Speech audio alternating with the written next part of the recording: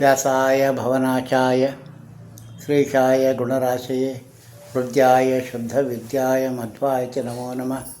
ಸಪ್ತಾಂಗರೂಪಾಯ ಸರ್ವಾಧಿಷ್ಠಾನನಿಧೇ ನಿಧೇ ಪ್ರಣತಕ್ಲೇಶನಾಶಾಯ ಪಾರ್ಥಸಾರಥೇ ನಮಃ. ಪೂಜ್ಯಾಯ ರಾಘವೇಂದ್ರಾಯ ಸತ್ಯಧರ್ಮತಾಯ ಚ ಭಜತಾಂ ಕಲ್ಪವೃಕ್ಷಾಯ ಮಮತಾಂ ಕಾಮಧೇನವೇ. ಅಜ್ಞಾನತಿಮಿರಚ್ಛೇದಂ ಬುದ್ಧಿಸಂಪತ್ಪ್ರದಾಯಕಂ ವಿಜ್ಞಾನವಿಮಲಂ ಶಾಂತಂ ವಿಜಯಾಖ್ಯಗುರುಂ ಭಜೆ. ಚಿತ್ತಸಾಧನವಿದು ಬಿಂಬಕಾಂಬೋದಿಕೆ ಪದ್ಮವಲ್ಲಭನಮ್ಮ ವಿಜಯ ವಿಠ್ಠಲವಲಿವ ವಿಜಯ ವಿಠ್ಠಲವಲಿವ. ಶ್ರೀ ಲಕ್ಷ್ಮೀ ಹೃದಯದ 12ನೇ ಭಾಗ. ಪರಮಾತ್ಮನ ಒಲಿಸಿಕೊಂಡಂತಹ ಪರಮ ಪೂಜ್ಯ ಗುರು ಜಗನ್ನಾಥರಾಯರು ತಾವು ಕಂಡುಕೊಂಡಂತಹ ಅತ್ಯಂತ ಅದ್ಭುತವಾಗಿರ್ತಕ್ಕಂಥ ಮಾರ್ಗ ಲಕ್ಷ್ಮೀದೇವಿಯ ಉಪಾಸನೆ. ಲಕ್ಷ್ಮೀದೇವಿ ಉಪಾಸನೆ ಮಾಡಿಕೊಂಡಾಗ ಮಧ್ವ ಸಿದ್ಧಾಂತಕ್ಕೆ ತೊಂದರೆ ಬರೋದಿಲ್ಲ. ಇದು ವಿಶೇಷವಾಗಿ ಇದು ಉಪಾಸನೆಗೆ ಮುಖ್ಯ ಹಾದಿ. ಭಕ್ತರಲ್ಲಿ ಒಂದು ವಿನಂತಿ, ಈ ಚಾನಲ್ಗೆ ಏನಪ್ಪ ಅಂದರೆ ನೀವು ಸಬ್ಸ್ಕ್ರೈಬ್ ಮಾಡಬೇಕು ಆಗ್ಲಾರ್ದವರು, ಮತ್ತು ಲೈಕ್ ಮಾಡಿ ಪ್ರೋತ್ಸಾಹ ಕೊಡಬೇಕಂತ ಒಂದು ಕಳಕಳಿಯ ಪ್ರಾರ್ಥನೆ.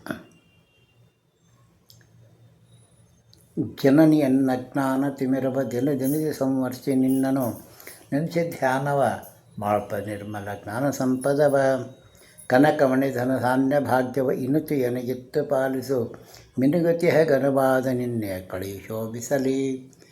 ಏನಪ್ಪ ಅಂದ್ರೆ ಪರಮಾತ್ಮ ಮಹಾಲಕ್ಷ್ಮಿಯನ್ನು ನಾನು ಉಪಾಸನೆ ಮಾಡಬೇಕು ಅಂಥೇಳಿ ಅಜ್ಞಾನ ಅಂದ್ರೇನು ಅಂತ ತಿಳ್ಕೊಬೇಕು. ಜನನಿಯನ್ನು ಅಜ್ಞಾನ ತಿಮಿರವ, ಅದು ಅಜ್ಞಾನ ಅಂದ್ರೆ ಸರಿಯಾದ ಪರಿಕಲ್ಪನೆ ಇಲ್ಲದಂಥದ್ದು. ಈಗೇನಪ್ಪ ಅಂದ್ರೆ ಎಲ್ಲ ಶಾಸ್ತ್ರ ಅಧ್ಯಯನ ಮಾಡ್ತೀವಿ, ಎಲ್ಲ ಪುರಾಣ ಇತಿಹಾಸಗಳನ್ನ ತಿಳ್ಕೊತೀವಿ, ಆದರೂ ನಮಗೆಲ್ಲ ಮಿಸ್ ಹೊಡ್ತೀವಿ. ಯಾಕಂದ್ರೆ ಇಷ್ಟೆಲ್ಲ ಓದಿ ಇಷ್ಟೆಲ್ಲ ತಿಳ್ಕೊಂಡು ನಿತ್ಯ ಪೂಜಾ ಪುನಸ್ಕಾರ ಸಾಲಿಗ್ರಾಮ ಪೂಜೆ ಇವೆಲ್ಲ ನಾವು ಮಾಡ್ತೀವಲ್ರಿ. 1 ಕ್ಷೇತ್ರ ಸಾಲಿಗ್ರಾಮ, 2 ಕ್ಷೇತ್ರ ಸಾಲಿಗ್ರಾಮ ಪೂಜೆ ಮನೆಯಲ್ಲಿ ಮಾಡ್ತೀವಿ. ಶಾಸ್ತ್ರೋಕ್ತ ಯಾವುದೇ ಕೊರತೆ ಇಲ್ದಂಗೆ ನೈವೇದ್ಯಾತಿ ಎಲ್ಲ ಮಾಡ್ತೀವಿ. ಆದರೂ ನನಗೆ ಯಾಕೆ ಪರಮಾತ್ಮನ ಬಗ್ಗೆ ಗಮನ ಕೊಡ್ತಾ ಇಲ್ಲ, ಮನಸ್ಸು ಯಾಕೆ ಆ ಕಡೆ ಹೋಗ್ತಾ ಇಲ್ಲ. ಅದಕ್ಕೆ ಜನನಿಯನ್ನ ಅಜ್ಞಾನ ತಿಮಿರವ ದಿನ ದಿನ ಸಂವರ್ಷಿ ನಿನ್ನ ನೆನೆಸಿ ಧ್ಯಾನವ ಮಾಳ್ಪ ನಿರ್ಮಲ ಜ್ಞಾನ ಸಂಪದವ. ಧ್ಯಾನ ಯಾವ ರೀತಿ ಮಾಡಬೇಕು ಅಂತ, ಪರಮಾತ್ಮನ ಮಹಿಮೆಯನ್ನು ನಾನು ತಿಳ್ಕೊಳ್ಳಾರ್ದೇ ಯಾವುದೇ ಥರದ ಸಾಧನ ಮಾಡಿದರೆ ಪರಮಾತ್ಮ ಅದಕ್ಕೆ ಬೆಲೆ ಕೊಡೋದಿಲ್ಲ. ಅಂದ್ರೆ ಅಜ್ಞಾನ ಜ್ಞಾನ ಅಂದರೆ ಏನು ಅಂತ ನಾನು ಸ್ವಲ್ಪ ತಿಳ್ಕೊಬೇಕಿಲ್ಲ. ಯಾಕೆಂದ್ರೆ ಇಲ್ಲ ಬಿಂಬೋಪಾಸನೆಗೆ ವಿಶೇಷ ಒತ್ತು ಕೊಟ್ಟಿದ್ದಾರೆ ದಾಸರಾಯರು. ಬಿಂಬೋಪಾಸನೆಗೆ ಯಾವ ರೀತಿ ಒತ್ತು ಕೊಟ್ಟಿದ್ದಾರೆ ಅಂತಂದ್ರೆ, ಪ್ರತಿ ಜೀವರ ಭೇದ, ಜಡ ಭೇದ, ಈಶ ಭೇದ ಅಂತಂತೀವಲ್ಲ, ಇಲ್ಲ ಜೀವ ಭೇದ ಅಂದಾಗ ಪ್ರತಿ ಜೀವರ ಗುಣ ರೂಪ ಕ್ರಿಯೆಗಳು ಭೇದ ಬರ್ತವೆ, ಬೇರೆ ಬೇರೆ ಬರ್ತವೆ. ಈಗ ನಾನು 1000 ಬೇರೆ ಹೇಳ್ತೇನೆ, ಗುಣಭೇದ ಗುಣತಾರತಮ್ಯ ತಿಳ್ಕೋಬೇಕಂತ. ಅದರಂತೆ ಇಲ್ಲೇ ಪರಮಾತ್ಮನ ಗುಣ ಉಪಾಸನೆ ಮಾಡ್ಕೋಬೇಕು. ಇದಕ್ಕೆ ಜಗನ್ನಾಥ ಒಂದು ಕಡೆ ಹೇಳ್ತಾರೆ, ಏನಪ್ಪ ಅಂದ್ರೆ ಹರಿಗುರುಗಳ ಅರ್ಚಿಸಿದ ಪಾಪಾತ್ಮರ ಶಿಕ್ಷಿಸಲೋಸಗ ಶನೇಶ್ವರನಿಸಿ ದುಷ್ಫಲ ನೀವು ನಿರಂತರ ಬಿಡದೆ ತರಣೆ ನನ್ನ ಪದಾಮೃಗಾನ್ವಿತ ಬಹುದುಸ್ತರ ಭವರ್ಣ ಮಗ್ನ ಉದ್ಧರಿಸಬೇಕು ಅಂತ. ಅಂದರೆ ಏನು ಹೇಳ್ತಾರೆ, ಏನು ಹೇಳೋಕ್ಕೆ ಪ್ರಯತ್ನ ಪಡಿದ ದಾಸರಾರಂದರೆ, ಅಜ್ಞಾನ ಅಂದರೆ ನನ್ನ ಬಿಂಬನ ಮಾತನ್ನು ನಾನು ಕೇಳಲಾರದೆ ಇರೋದೇ ಅಜ್ಞಾನ.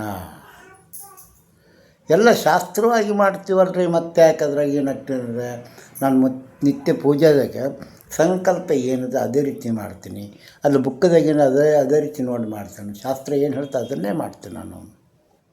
ಅಂತ ಅಂತಾರಾಗ ಇಲ್ಲಿ ಮತ್ತೆ ಅಜ್ಞಾನ ಎಲ್ಲಿಂದ ಬಂತು ಅಂದ್ರೆ ಅಲ್ಲಿ ಆ ಗುಣದ ಉಪಾಸನೆ ನಾನು ತಪ್ಪು ಮಾಡ್ಕೊಂಡಿದ್ದೆ. ಯಾವುದು ಆ ಬಿಂಬ ಯಾವ ಗುಣದಿಂದ ನನ್ನಲ್ಲಿ ನಿಂತು ಕರ್ಮ ಮಾಡಿರ್ತಾನೋ ಆ ಗುಣ ಬಿಟ್ಟು ಬೇರೆ ಯಾವುದೋ ಗುಣ ಅಂದ್ರೆ ಇವರಿಲ್ಲೇ ಅವ್ರು ಮಾಡ್ದಂಗೆ ನಾನು ಮಾಡ್ತೀನಿ, ಅವ್ರು ಹೇಳ್ದಂಗೆ ನಾನು ಹೇಳ್ತೀನಿ, ಅವ್ರು ನೋಡಿದಂಗೆ ನಾನು ನೋಡ್ತೀನಿ ಅಂದ್ರೆ ಅಪರಾಧ ಆಗ್ತದೆ. ಇದು ಯಾಕೆ ನನ್ನ ಬಿಂಬ, ನನ್ನ ಗುಣ, ನನ್ನ ರೂಪ, ನನ್ನ ಚಿಂತನೆ ಭೇದ ಆಗಲ್ಲ, ಇದು ಬರಬೇಕು. ಇದು ಎಲ್ಲವರಿಗೂ ನನಗೆ ನನ್ನ ಗುಣ ಏನು, ನನ್ನಲ್ಲೇ ನನ್ನ ಗುಣ ಅಂತ ನಂದಲ್ಲ ಗುಣ, ಪರಮಾತ್ಮ ಗುಣ ನನ್ನಲ್ಲಿ ಯಾವ ರೀತಿಯಿಂದ ಇದ್ದಾನ ಅದು ನಾನು ತಿಳ್ಕೋಬೇಕು. ಅದು ತಿಳ್ಕೊಳ್ಳೋದಕ್ಕೆ ಅಜ್ಞಾನ ಅಂತ. ತನ್ನವ ದಂಡಿಸಿ ಜನಜನಿಸಿ ಸಾಧನ ಮಾಡ್ಪರಗಿತ್ತು ಸ್ವರ್ಗಾದಿ ಭೋಗಗಳ ಅಂತ ಹೇಳ್ತೀವಿ ನಾವು. ಅದೇನಪ್ಪ ಶಾಸ್ತ್ರಾಧ್ಯಯನ ಮಾಡಿದ್ವಿ, ಓದ್ವಿ, ಪಂಡಿತರು ಅನ್ಸ್ಕೊಂಡ್ವಿ, ಎಲ್ಲರೂ ಕಲಿತರ ಏನಪ್ಪ ಅಂದ್ರೆ ಶಾಲು ಸಕಲಾತಿ ದಕ್ಷಿಣೆ ಊಟ ಸ್ವಲ್ಪ ಅಗ್ರಪಂಕ್ತಿ ಇವೆಲ್ಲ ಕೊಡ್ತಾರೆ, ಎಲ್ಲ ಆಗ್ತದೆ. ಅದಕ್ಕೇನು ಕಡಿಮೆ ಇಲ್ಲ. ಆದರೆ ನಿನಗೆ ವೈಯಕ್ತಿಕವಾಗಿ ಏನು ಲಾಭ ಆಯಿತು? ಸುಧಾ ಅಧ್ಯಯನ ಆಯಿತು, ಮತ್ತು ಅಷ್ಟಾದಶ ಪುರಾಣಗಳು, ಭಾಗವತ, ಎಲ್ಲ ಭಾಗವತದ 12 ಸರ್ಗಗಳ ಉಪನ್ಯಾಸ ಮುಖೋದ್ಗತವಾಗಿ ನಾನು ಹೇಳ್ತೇನೆ ಅಂತ ಬಂದಿತ್ತು. ಇದಕ್ಕೆಲ್ಲ ಸತ್ಯ ಒಪ್ಕೋತೀವಿ. ಆದರೆ ಈ ಎಲ್ಲ ಶಾಸ್ತ್ರಗಳು ತಿಳ್ಕೊಂಡ್ರೂ ನಿನಗೆ ಯಾಕೆ ಸಂತೋಷ ಆಗಲಿಲ್ಲ, ನಿನಗೆ ಯಾಕೆ ಆನಂದ ಆಗಲಿಲ್ಲ ಅಂದರೆ ನಿನ್ನ ಬಿಂಬ ಏನು ತೊಗೊಂಡ್ರೆ ಸಂತೋಷ ಪಡ್ತದೆ, ನೀನು ಏನು ಓದಿದ್ರೆ ಹಿಂಗೆ ಆನಂದ ಆಗ್ತದೆ, ನೀನೇನು ಊಟ ಮಾಡಿಂಗೆ ಆನಂದ ಆಗ್ತದೆ, ಅದು ಆ ಗುಣ ಬಿಂಬನ ಗುಣ. ಆ ರೀತಿ ಆ ಗುಣದಿಂದ ನಿನ್ನೊಳಗೆ ಪರಮಾತ್ಮ ಇದ್ದಾನ. ಆತನ ಮೆಚ್ಚಿಸೋದೇ ಸಾಧನ. ಅಧ್ಯಯನ ಜೊತೆಗೆ ಅಧ್ಯಾಪನ ಅಂತೀವಲ್ಲ, ಒಳಗೆ ಬಿಂಬ ಉಪಾಸನೆ ಆಗಬೇಕು, ಬಿಂಬ ದರ್ಶನ ಆಗಬೇಕಂದ್ರೆ ಬಿಂಬನ ಸಂತೋಷಪಡ್ತಕ್ಕಂಥ ಕಾರ್ಯ ಆಗಬೇಕು. ಅದಕ್ಕೆ ಆ ಜ್ಞಾನ ನಮ್ಗೆ ಹೆಂಗಪ್ಪ ಅಂದರೆ ಮನಸ್ಸು ಹೇಳ್ತದೆ, ಒಂದು ಕಡೆಗೆ ಒಳಗೆ ಚಿಕ್ಕ ಮನಸ್ಸು ಮಾತಾಡ್ತೈತೆ ನಮ್ಮ ದಿನ, ಅಲ್ಲಿ ಹೋಗು ಅಂತ. ನನ್ನ ಮನಸ್ಸು ಅದಕ್ಕೆ ಒಪ್ಪಲ್ಲ. ಇರ್ಬಿಡ ಹಾಕಿದೇನು ಅಂತ ಬಿಟ್ಟುಬಿಡ್ತೀವಿ ನಾವು. ಇನ್ನೊಂದು ಹೋಗು ಅಂತಂತದ್ದು, ಹೋಗಬೇಡ ಅಂತ ಹೇಳ್ತದೆ ಬೇರೆದು. ನಾವು ದೊಡ್ಡ ಮಾತನ್ನು ಬೇಡ ಇದನ್ನು ಮಾತ್ರ ಕೇಳ್ತೀವಿ ಹೊರತು ಚಿಕ್ಕ ಮಾತಿನ ಅದು ಆ ಬಿಂಬನ ಗುಣ. ಆ ಗುಣವನ್ನು ತಿರಸ್ಕಾರ ಮಾಡೋದಕ್ಕೆ ಅದು ಅಜ್ಞಾನ ಅಂತ ಹೇಳ್ತೀವಿ. ನಾವು ಅಜ್ಞಾನ ಇತ್ತು ಅಂದರೆ ಕರೆಕ್ಟಾಗಿ ಕೇಳ್ತೀವಿ. ಅದು 1-2 ಸಲ ಹೇಳ್ತದೆ, 3ನೇ ಸಲ ಕೈ ಬಿಟ್ಟು ಬಿಡ್ತದೆ ಅದು.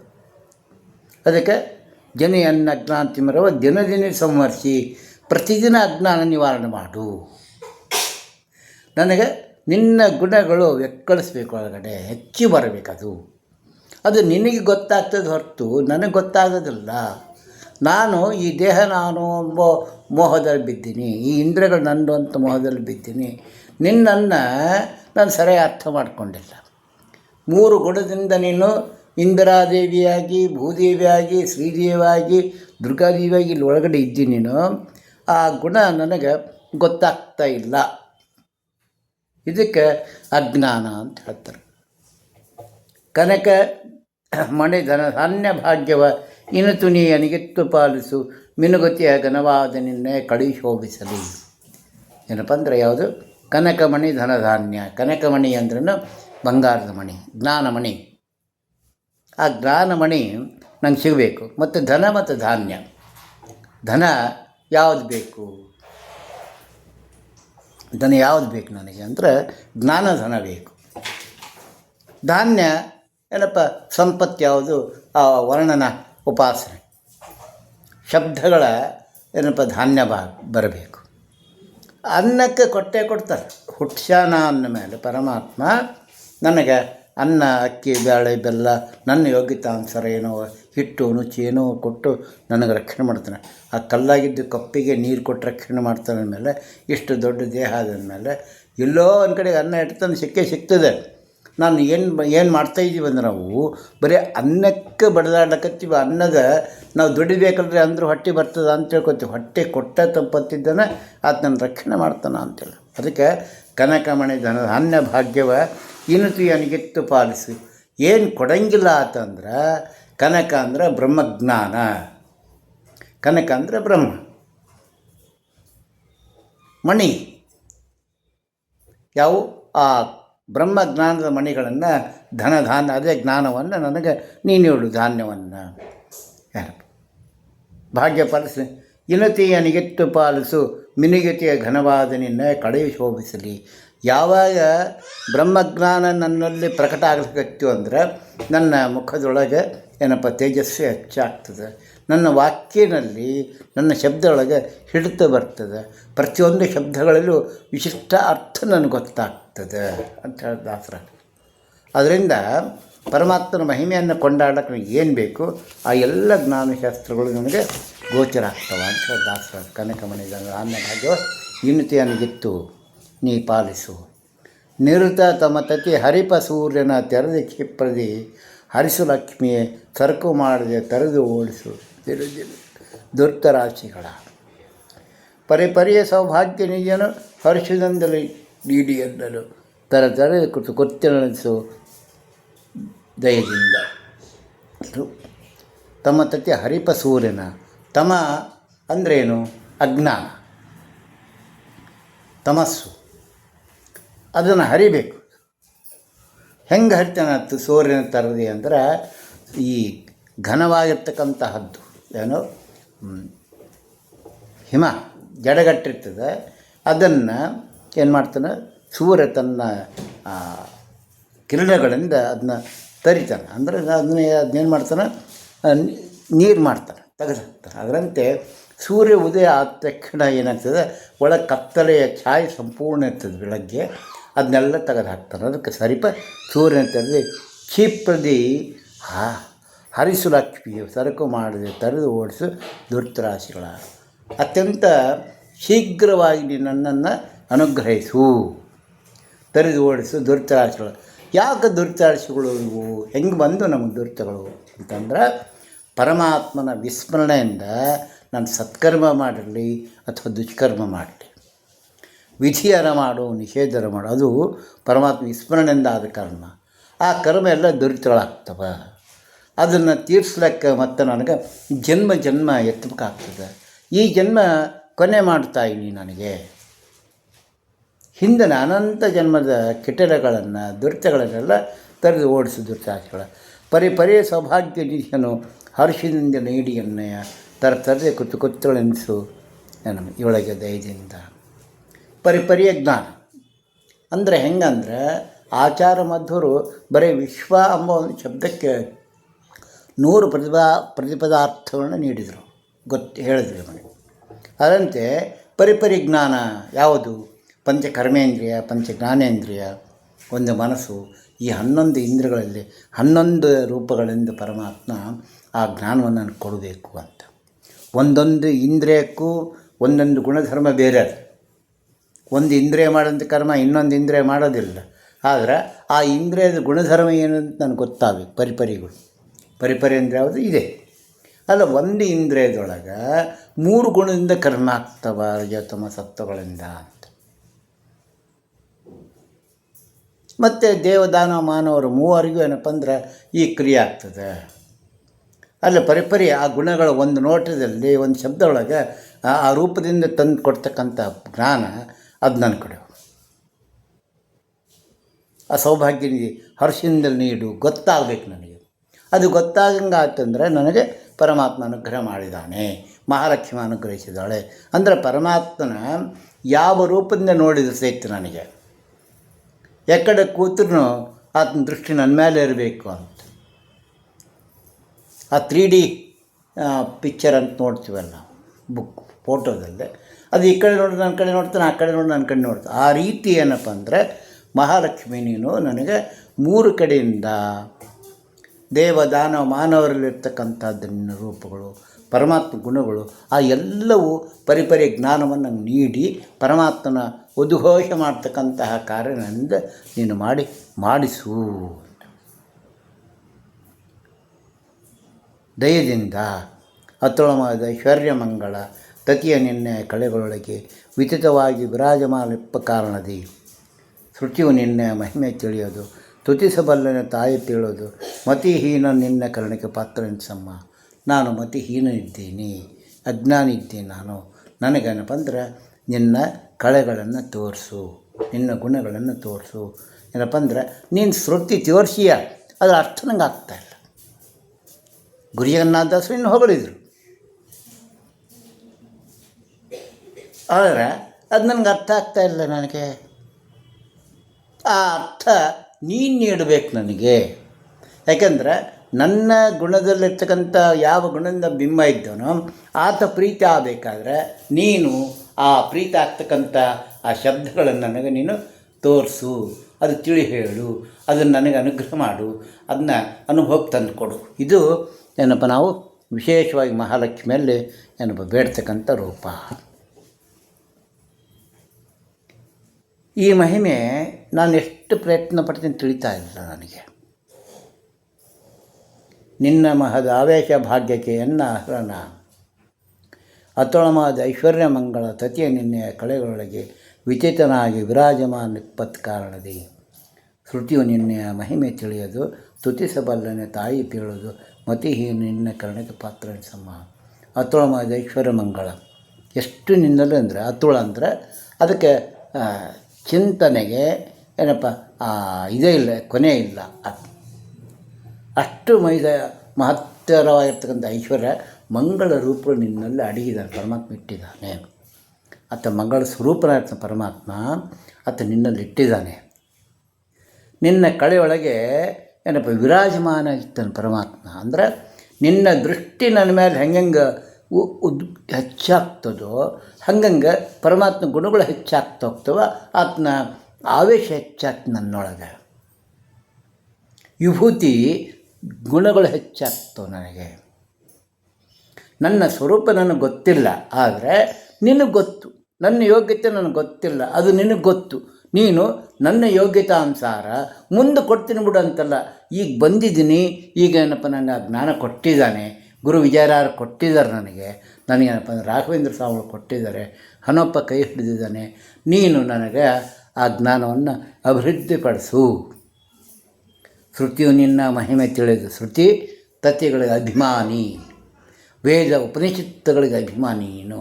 ನನಗೇನಪ್ಪ ಅಂದ್ರೆ ನಿನ್ನ ಮಹಿಮೆ ಅರ್ಥ ಆಗ್ತಾಯಿಲ್ಲ, ಶ್ರುತಿ ಗೊತ್ತಾಗ್ತಾಯಿಲ್ಲ, ಮಹಿಮೆ ಗೊತ್ತಾಗ್ತಾಯಿಲ್ಲ, ವೇದ ಪುರಾಣ ಇತಿಹಾಸಗಳ ಚಿಂತನೆ ಗೊತ್ತಾಗ್ತಾಯಿಲ್ಲ. ಕಾರಣ ಏನು? ನಾನು ಅಜ್ಞಾನ ಇದ್ದೀನಿ. ಅಜ್ಞಾನ ಅಂದ್ರೇನು? ವಿಸ್ಮರಣೆಯಿಂದ ಎಷ್ಟೋ ಜನ್ಮ ಎತ್ತಿದ್ದಕ್ಕೆ, ಪಶು ಪಕ್ಷಿ ಜೀವನ ಎತ್ತಿದ್ದಕ್ಕೆ ನನಗೇನಪ್ಪ ಅಂದರೆ ನಿನ್ನ ಗುಣ ಗೊತ್ತಾಗ್ತಾಯಿಲ್ಲ. ಇಷ್ಟು ಕಳಕಳಿಯಿಂದ ಏನಪ್ಪ ಗುರು ಜಗನ್ನಾಥರು ಪ್ರಾರ್ಥನೆ ಮಾಡ್ಕೋತಾ ಇದ್ದಾರೆ. ಸ್ತುತಿಸಬಲ್ಲನೆ ತಾಯಿ ಪೀಳೋದು. ನಿನ್ನ ಸ್ಮರಣೆ ಮಾಡ್ಲಿಕ್ಕೆ, ನಿನ್ನ ಸ್ತೋತ್ರ ಮಾಡ್ಲಿಕ್ಕೆ ನಿಂದಾಗೋದಲ್ಲ. ಪುರಂದರಾಯರು ಅತ್ತಿತ್ತಗಲ ಭಕ್ತರ ಮನೆಯೊಳು ನಿತ್ಯ ಮಹೋತ್ಸವ ನಿತ್ಯ ಸುಮಂಗಲ ಅಂತ. ಭಕ್ತರ ಮನೆ ಯಾವುದು? ಎಲ್ಲಿ ಅಗಲೋದಲ್ಲ ಅಂದರೆ ಮುಕ್ತರ ಮನೆಯೊಳಗೆ, ಮುಕ್ತರ ದೇಹದೊಳಗೆ ಅತ್ತಿತ್ತ ಅಗಲೋದಲ್ಲ ಅಂದರೆ ಚಿತ್ತ ಚಂಚಲ ಆಗೋದಿಲ್ಲ. ಸದಾ ಸರ್ವತ್ರವಾಗಿ ಎಲ್ಲ ಕಳಿಗೂ, ಎಲ್ಲ ಜ್ಞಾನದೊಳಗೂ, ಎಲ್ಲ ಕರ್ಮೊಳಗೂ ಹರಿಯ ಉಪಾಸನೆಯನ್ನು ಮಾಡ್ತಕ್ಕಂತಹ ಮಹಾನ್ ಮಹಿಮರಾಗಿರ್ತಕ್ಕಂತಹ ಪರಮ ಭಾಗವತೋತ್ತಮರಾಗಿರ್ತಕ್ಕಂಥವ್ರು ಅವ್ರ ಹತ್ರ ಈ ನಮ್ಮ ಮಂತ್ರಾಲಯ ಪ್ರಭುಗಳೇನಿದ್ದಾರೆ ಈಗ ಅವ್ರ ಚಿತ್ತ ಚಂಚಲ ಆಗೋದಿಲ್ಲ. ಅತ್ತಿತ್ತಾಗಲ್ಲದೆ ಮಹಾಲಕ್ಷ್ಮಿ ಅಲ್ಲೇ ಸ್ತುತ್ಯಾಗಿ ಕೂತ್ಕೊಂಡಾಳೆ. ಪ್ರತಿ ಕ್ಷಣದಲ್ಲೂ ದಶಾವತಾರ ಸ್ತೋತ್ರವನ್ನು ಮಾಡ್ತಾ ಇರ್ತಾರೆ ಅಲ್ಲಿ ಅವರು. ಮತ್ಸ್ಯ ಕೂರ್ಮ ವರಹ ನರಸಿಂಹ ವಾಮನ ಪರಶುರಾಮ ರಾಮಕೃಷ್ಣ ಬುದ್ಧ ಕಲ್ಕ್ಯಾದಿ ಏನಪ್ಪ ದಶರೂಪಗಳನ್ನು ಪರಮಾತ್ಮ ನಿತ್ಯ ಉಪಾಸನೆ ಮಾಡ್ತಕ್ಕಂಥ ಪ್ರಹ್ಲಾದರಾಜರಿಗೆ ಅಲ್ಲೇ ಕ್ಷಣಕ್ಕೂ ಏನಪ್ಪ ಅಂದ್ರೆ ವಿಸ್ಮರಣೆ ಬರೋದಿಲ್ಲ. ಅಂಥ ಜ್ಞಾನ ನನ್ನ ಯೋಗ್ಯತೆ ಅನ್ಸರ್ ನನಗೆ ಕೊಡು ನೀನು. ಚಿತ್ತ ಚಂಚಲ ಇಲ್ಲದೆ ಅದು ಗೊತ್ತಾಗ್ತಿಲ್ಲ ನನಗೆ ಇಲ್ಲ. ಮಂತ್ರಾಲಯ ಪ್ರಭುಗಳು ಹೇಳು, ರಾಘವೇಂದ್ರ ಅವ ಗೋಪಾಲ ನನ್ನವನಿದ್ದ ನೋಡು, ಅವನಿಗೆ ಅನುಗ್ರಹ ಮಾಡಿ ನೀನು, ಆ ಜ್ಞಾನವನ್ನು ನೀಡಿ ನೀನು. ಸೋತು ಬಂದನವನು. ಹಿಂಗೆ ನೀನು ಹೇಳಿದ್ರೆ ರಾಯರು ಕೇಳ್ತಾರೆ, ನೀನು ಹೇಳಿದ್ರೆ ವಾದರಾಜ ಕೇಳ್ತಾರೆ, ನೀನು ಹೇಳಿದ್ರೆ ರಘುತ್ತಮರು ಕೇಳ್ತಾರೆ, ನೀನು ಹೇಳಿದ್ರೇನಪ್ಪ ಅಂದ್ರೆ ಸಕಲ ಜೀವ ಜಗತ್ತು ಕೇಳ್ತದೆ, ನೀ ಹೇಳಿದ್ರೆ ಒಳಗೆ ತತ್ವಾಭಿಮಾನ ದೇವತೆ ಕೇಳ್ತಾರೆ. ಅಮ್ಮ ಪರಮಾನುಗ್ರಹ ಮಾಡು, ನೀನು ನನಗೆ ಈ ವಿಚಾರವನ್ನು ತಿಳಿಸು, ಈ ವಿಚಾರವನ್ನು ಹೇಳೋರಿಗೆ. ನನ್ನ ಮತಿಯನ್ನು ಕಳಿಸು. ರನ್ನೆ ಏನಪ್ಪ ಅಂದ್ರೆ ನಿನ್ನ ತಾಯಿ ಕೇಳೋದು ಮಹಿಮೆಯನ್ನು ಮತಿಹೀನ ನಿನ್ನ ಕರುಣೆಗೆ ಪಾತ್ರ ಅನ್ಸಮ್ಮ. ನೀನು ನಿನ್ನ ಕರುಣಕ್ಕೆ ಪಾತ್ರ ಆಗಬೇಕಾದ್ರೆ ನೀನು ನಿನ್ನ ಈ ಪರಿವಾರ ದೇವತೆಗಳಿದ್ದರು ಮಕ್ಕಳಲ್ಲಿ ನನ್ನನ್ನು ಅನುಗ್ರಹ ಮಾಡೋಕ್ಕೆ ಹೇಳು. ನೀ ಹೇಳಿದ್ರೆ ಆಗ್ತದೆ. ಗುರು ಜಗನ್ನಾಥ ಇವರು ನಮ್ಮ ಜಗನ್ನಾಥ ಶ್ಯಾಮಸುಂದರ ವಿಠಲರು ಒಂದು ಸಲ ಶ್ರೀರಂಗಕ್ಕೆ ಹೋಯ್ತು. ರಂಗಪ್ಪ ಪಟ್ಟಣಕ್ಕೆ ಬಾಗಿಲು ಹಾಕಿಬಿಟ್ಟಿತ್ತು. ಕಾಯೋ ಕಾವೇರಿ ನಿಲಯ ಅಂತ ಹೇಳಿದರು. ಕೊನೆಗೆ ಏನು ಹೇಳ್ತಾರೆ, ನಾನು ಮಾನವೀಪುರದಿಂದ ಬಂದಿನ ಅಂತ ಹೇಳ್ತಾರೆ. ಜಗನ್ನಾಥರಾಯರು ಊರಿಂದ ಬಂದಿನ ಅಂತ ತಕ್ಷಣ ಆಚಾರ್ಯ ಬಂದು ಬಾಗಿಲು ತೆಗೆದ್ರಂತೆ. ಅಂದರೆ ನಿನ್ನ ಭಕ್ತರಿಗೆ ಅಷ್ಟು ಏನಪ್ಪ ಅಂದರೆ ವಿಶಿಷ್ಟ ಶಕ್ತಿ ಇದೆ ಅಂದಮೇಲೆ ಅಮ್ಮ ನಿನಗಿರ್ಲಿಕ್ಕಿಲ್ಲ. ನನ್ನನ್ನು ಅನುಗ್ರಹಿಸು ಅನುಗ್ರಹಿಸು ಅನುಗ್ರಹಿಸು, ನಿನ್ನ ಕರುಣಕ್ಕೆ ನನ್ನ ಪಾತ್ರ ಎನ್ಸಮ್ಮ ಅಂತ ಹೇಳ್ತಾ ಇವತ್ತಿನ ಈ 4 ಶಬ್ದಗಳನ್ನು ಅಸ್ಮದ್ ಭೀಮಮೂರ್ತಿ ಅಂತ ನಮ್ಮ ಸೀತಾಪತಿ ಶ್ರೀ ಮೂಲರಾಮಚಂದ್ರ ಸಮರ್ಪಣ ಮಾಡಮ. ಭಾರತೀ ರಮಣ ಮುಖ್ಯಪಣ ಶ್ರೀ ಕೃಷ್ಣಾರ್ಪಣ ವಸ್ತು. ಹರೇ ನಮ ಹರೇ ನಮ